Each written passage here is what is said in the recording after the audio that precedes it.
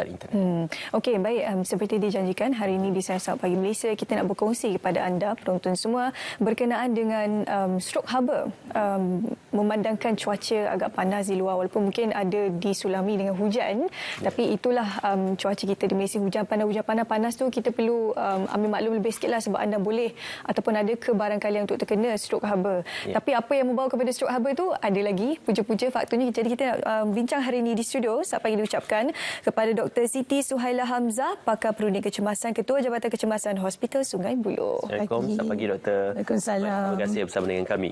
Doktor, sebelum kita bergerak lanjut terhadap punca dan sebagainya, mungkin kita perlu kenal apa itu sebenarnya dimaksudkan dengan stroke haba, Doktor. Okey. Stroke haba kalau ikut definisinya adalah keadaan di mana seseorang tu mengalami peningkatan suhu yang mendadak dan tinggi. Dikatakan melebihi 40 degree Celsius atau bersamaan dengan lebih kurang 104 degree Fahrenheit lah. Dan bila berlaku keadaan ini, dia akan menyebabkan sistem saraf pusat ataupun kita panggil central nervous system, dia tak berfungsi seperti biasa dan akhirnya menyebabkan seseorang itu hilang tahap kesedaran dan mungkin akhirnya akan menjadi koma dan tidak respon lah. Jadi stroke haba ni, kalau saya nak beritahu lah, dia ada dua jenis. Satu kita panggil exertional heat stroke ataupun exertional stroke haba, dan satu lagi non-exertional. So yang exertional heat stroke tu biasanya dia berkaitan dengan pelakuan aktiviti fizikal yang ekstrim. Biasanya dilalui oleh orang-orang yang biasanya sihat dan fit. So dia melakukan aktiviti-aktiviti tersebut di kawasan ataupun yang terdedah dengan directly cuaca yang amat panas.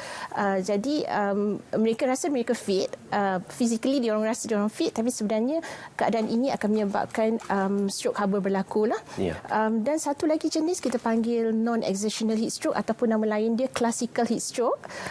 Yang ini tidak melibatkan sebarang aktiviti fizikal di bawah cuaca panas, tapi lebih akan dialami oleh golongan-golongan yang berisiko tinggi apabila berlakunya persekitaran perubahan cuaca. Jadi mereka akan mengalami simptom-simptom heat stroke ni lah.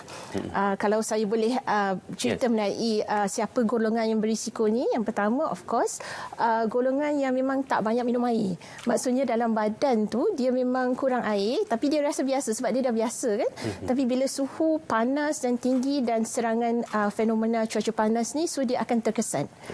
Golongan yang kedua biasanya yang extreme age. Maksudnya kanak-kanak yang muda lah, less than 1 month, kita panggil infant, ataupun extreme age, golongan warga emas. Untuk yang kanak-kanak ni, sebab mereka punya sistem kawalan suhu badan masih belum matang, whereas untuk yang extreme age ni, yang golongan warga emas ni, mereka punya sistem kawalan suhu badan tu dah lemah, tak sekuat yang sihat lah.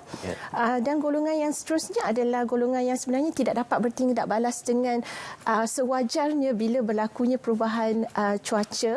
Contohnya macam kanak-kanak dan warga emas, dan juga golongan yang kita panggil penyalahgunaan ubat-ubatan, di mana mereka dah kita panggil lalok situasi, so dia tak sedar persekitaran dia adalah panas. Dan juga golongan yang mempunyai penyakit kronik, iaitu macam darah tinggi, kencing manis. Sebab apa? Mereka ni sebenarnya memerlukan pemakanan ubat secara berkala.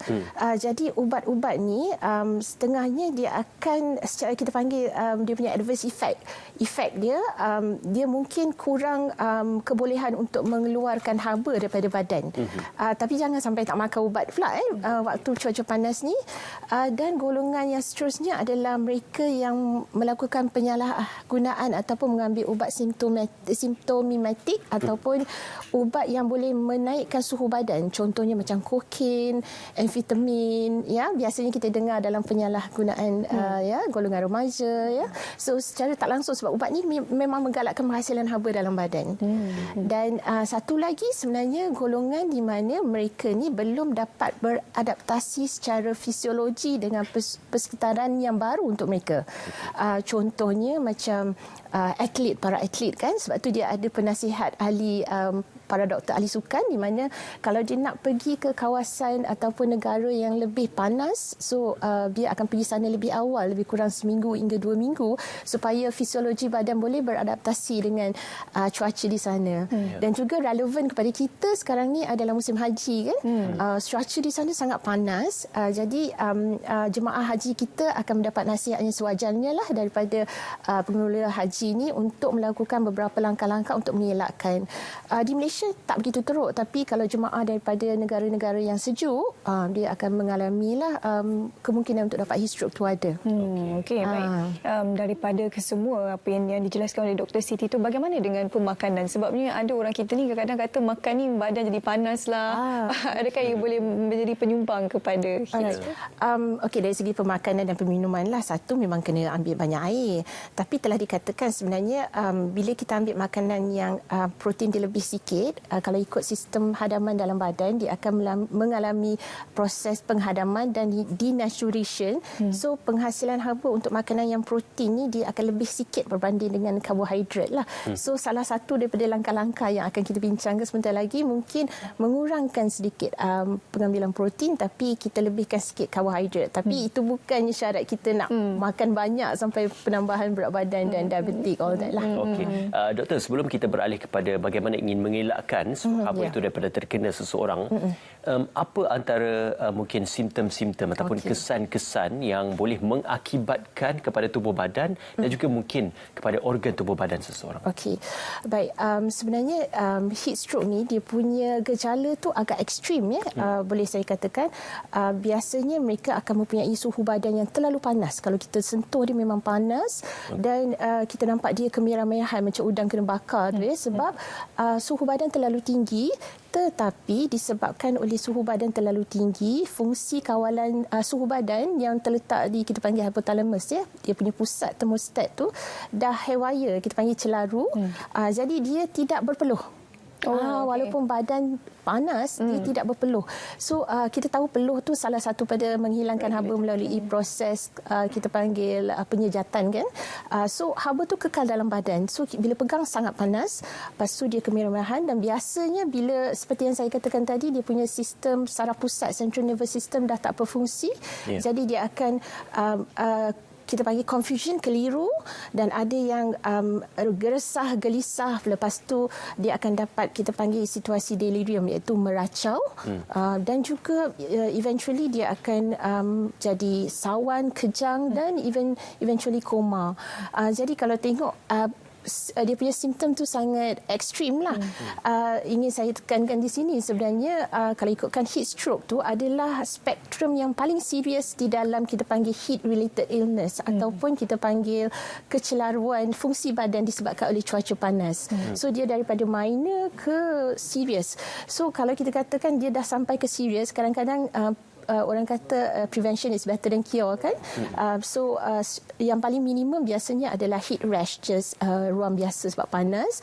Yang kedua kita panggil heat edema, kadang-kadang kaki bengkak, tangan bengkak sebab cuaca panas, tapi dia boleh baik dengan sendiri. Yang ketiga kita panggil heat cramp lah. Heat cramp ni di mana bila peluh terlalu banyak hilang, dia bukannya hilang air saja, dia hilang juga garam galian. Jadi bila kurang garam galian tu, dia menyebabkan badan menjadi cramp. Okey, cramp kaki, tangan, perut dan sebagainya. Dan juga the other one is actually kita panggil heat exhaustion. Okey, heat exhaustion ni sangat-sangat penting untuk orang awam di luar sana tahu, sebab jika tidak mengambil langkah yang seterusnya, dia akan terus ke bahagian ekstrim lah. Ya, bahagian ekstrim di mana dia akan mengalami stroke haba. So heat exhaustion ni berbeza dengan simptom yang saya mention heat stroke tadi. Dia masih sedar sebab fungsi dia punya kawalan suhu badan masih boleh berjalan. Jadi dia sedar, tapi dia akan dapat pening kepala yang kuat, throbbing headache, lepas tu dia akan rasa gidi, dan juga dia akan berpeluh dengan banyak.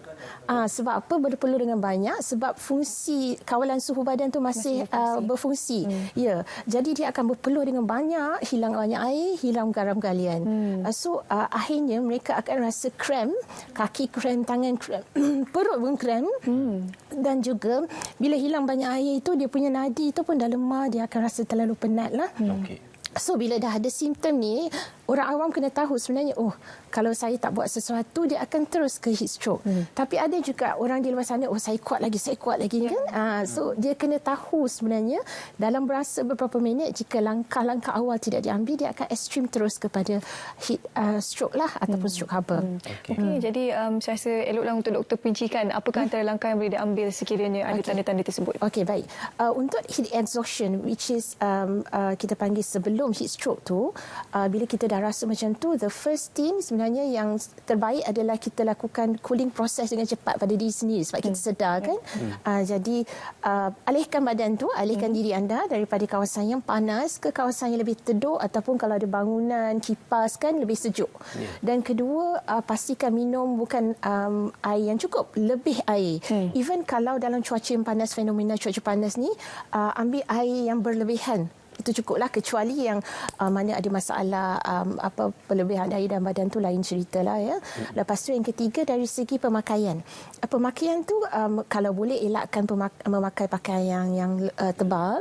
Yang kedua, kalau boleh jangan pakai pakaian yang gelap sangat, especially bila cuaca panas, sebab kita tahu dia menyerap haba. So pakai pakaian yang warna cerah sikit dan agak longgar supaya edaran perudaran dalam badan tu, di antara pakaian dengan badan tu masih berlaku. Dan yang ketiga tu, jangan mengambil tablet. Sometimes orang kata tablet garam galian kan, sebab makan tablet tu saja, dia sebenarnya dalam sel tu sendiri akan menyebabkan dehidrasi bila ambil tablet saja tanpa air.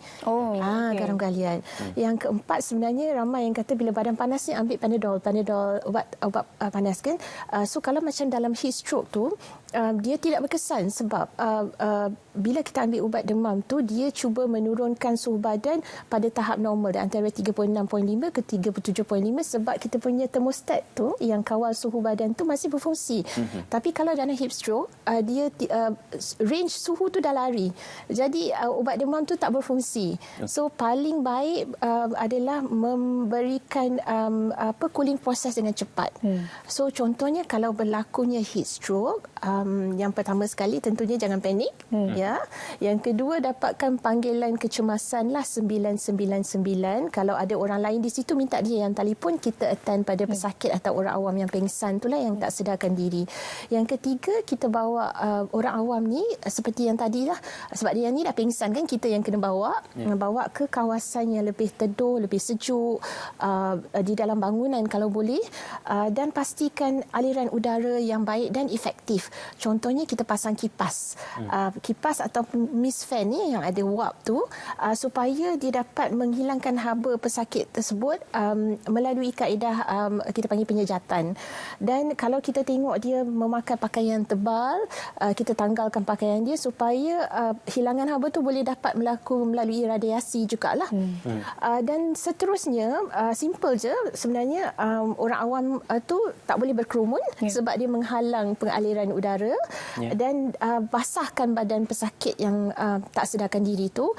Keutamaan diberikan pada kawasan-kawasan yang tersembunyi dan berlipat lah. Contohnya ampit, dekat groin, celah kelangkang, dan juga pada leher, supaya haba dapat dihilangkan melalui proses penyejatan lah. Dan seterusnya, sebab mereka ni dia tak sedar diri, diharapkan tak ada yang cuba bagi minum air sejuk lah, sebab kalau tak, dia tak masuk dalam saluran pemakanan, dia masuk dalam saluran pernafasan, dia boleh menyebabkan lemas. So takat tu kira orang awam boleh lakukan lah. Dan kalau boleh jangan biarkan pesakit berseorangan. Ada seseorang lah di sebelah, sebab kadang-kadang dia boleh sampai tahap sawan, ya. Dia kita panggil seizure. So siapa-siapa yang ada basic pengetahuan pasal basic life support tu boleh beri bantuan yang sepatutnya lah, mengiringkan pesakit, buka saluran udara kan, macam tu, sehinggalah bantuan daripada profesional iaitu ambulans dan paramedik sampai untuk memberikan bantuan yang seterusnya lah, dan bawa pesakit ke hospital. Doktor, kita sedia maklum sepanjang waktu percutian ini, waktu bercuti ini, tumpuan kepada kawasan-kawasan seperti di tepi pantai dan juga kawasan-kawasan yang terbuka, yang mungkin cuacanya itu agak panas. Ada kalanya panas yang ekstrim. Jadi apakah kawasan-kawasan ini pada ketika ini dan pada musim ini perlu dielakkan, dan kebarangkalian untuk berlakunya stroke haba di kawasan-kawasan ini, khususnya melibatkan golongan-golongan berisiko tersebut? Ya, betul. Kalau kita perlu arif cakna dengan apa yang dikeluarkan oleh Jabatan Meteorologi lah. Maksudnya kalau cuaca biasa panas, so kawasan yang berisiko, contohnya tepi pantai itu lebih panas. Jadi seboleh-bolehnya kita cuba elakkan lah. Tapi sekiranya keperluan untuk pergi tu ada, dah ambil cuti, dah booking semua kan, resort ke tepi pantai tu, so langkah-langkah pencegahan tu perlu ada seperti yang saya mentionkan tadilah, dari segi persediaan mental, ya, dari segi persediaan memastikan air cukup di dalam badan, minum banyak air, lebih air, pemakaian tu jangan pakai pakaian gelap, ya, pakai pakaian cerah, longgar. Dan kalau dia dah mengalami symptoms, kita panggil even heat cramp, ya, ataupun heat exhaustion, dia dah sedar sebab dia dah tahu kan, cuba pergi ke tempat yang lebih teduh. Untuk mengelakkan daripada spektrum tu pergi ke peringkat yang lebih kritikal. Doktor, apakah mandi di kawasan-kawasan pantai ataupun di kawasan-kawasan taman tema pada waktu ketika panas ini adalah satu tindakan yang agak berisiko? Okey. Kalau let's say dia berada di dalam air itu, kalau air itu tak panas tu sebenarnya dia boleh menghilangkan haba lah. Macam dekat kawasan taman tema, dia banyak dia berendam dalam air itu, dan sebenarnya not so bad lah. Dia maksudnya pengeluaran haba daripada badan tu tetap berlaku walaupun pada masa yang sama dia terdedah pada cuaca panas. So sebenarnya aktiviti tu macam seimbang juga, tapi kalau terlalu panas tu kita cuba elakkan jugalah. Dan mungkin kita boleh lakukan pada waktu-waktu yang lebih sejuk lah. Contohnya macam atlet sukan kan, dia memang kena berlatih untuk pertandingan.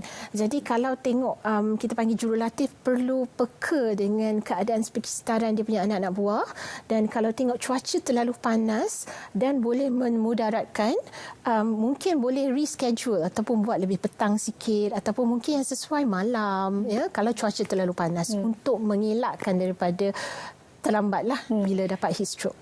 Satunya doktor, untuk mereka yang berada di kawasan bandar tapi pantai tu lainlah, maksudnya kita ke sana ni kerja di kawasan bandar kan, kerana dia pejabat di office sejuk, extremely cold kan, ada banyak faktor lah. Kemudian bila kita keluar panas pula, jadi perubahan cuaca mendadak ni adakah boleh menyumbang kepada okey, sebenarnya kalau ikut perubahan cuaca mendadak, tapi sebenarnya mereka berada di kawasan suhu, dia tidak boleh menyebabkan sudden stroke sebab fungsi, kita panggil fungsi kawalan suhu badan tu masih berjalan seperti biasa.